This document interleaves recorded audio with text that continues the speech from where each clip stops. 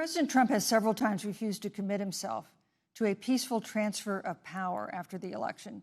If your ticket wins and President Trump refuses to accept a peaceful transfer of power, what steps would you and Vice President Biden then take? What would happen next? You have 2 minutes. So I'll tell you, Joe and I are, I think, particularly proud of the coalition that we've built around our campaign. We probably have one of the broadest coalitions of folks that you've ever seen in a presidential race. Of course, we have the support of Democrats, but also independents and Republicans. In fact, 7 members of President George W. Bush's cabinet are supporting our ticket. We have the support of Colin Powell, Cindy McCain, John Kasich, over 500 generals, retired generals, and former national security experts and advisors are supporting our campaign. And I believe they are doing that because they know that Joe Biden has a deep, deep-seated commitment to fight for our democracy and to fight for the integrity of our democracy and to bring integrity back to the White House. And so we believe in the American people. We believe in our democracy. And here's what I'd like to say to everybody. Vote. Please vote. Vote early. Come up with a plan to vote. Go to iwillvote.com. You can also go to joebiden.com.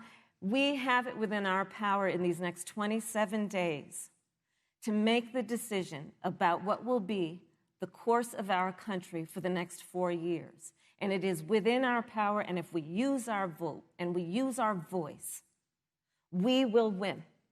And we will not let anyone subvert our democracy with what Donald Trump has been doing, as he did on the debate stage last week, when again in front of 70 million people, he openly attempted to suppress the vote. Joe Biden, on the other hand, on that same debate stage, because clearly Donald Trump doesn't think he can run on a record because it's a failed record, Joe Biden on that stage said, hey, just please vote. So I'll repeat what Joe said. Please vote.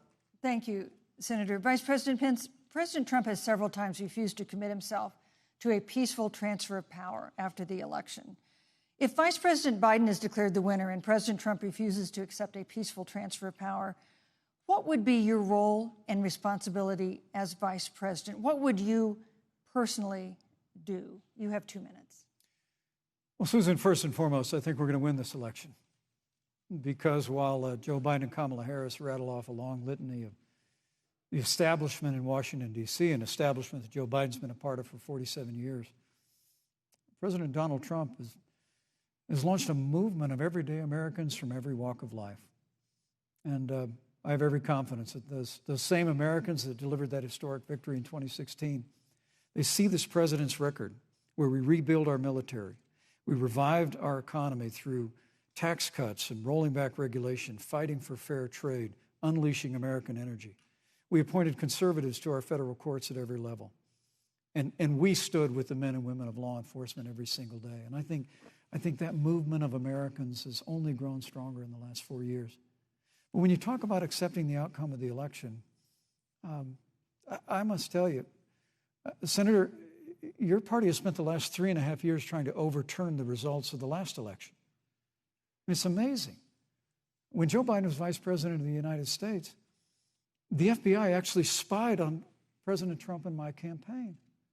I mean, there were documents released this week that the CIA actually made a referral to the FBI documenting that those allegations were coming from the Hillary Clinton campaign. And of course, we've all seen the avalanche, what you put the country through for the better part of 3 years until it was found that there was no obstruction, no collusion, case closed.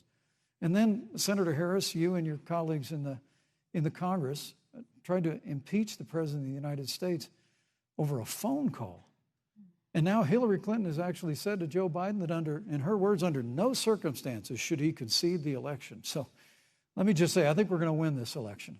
President Trump and I are fighting every day in courthouses to prevent Joe Biden and Kamala Harris from changing the rules and creating this universal mail-in voting that will create a massive opportunity for voter fraud. And we have a free and fair election. We know we're going to have confidence in it. And I believe in all my heart that President Donald Trump's going to be reelected for 4 more years.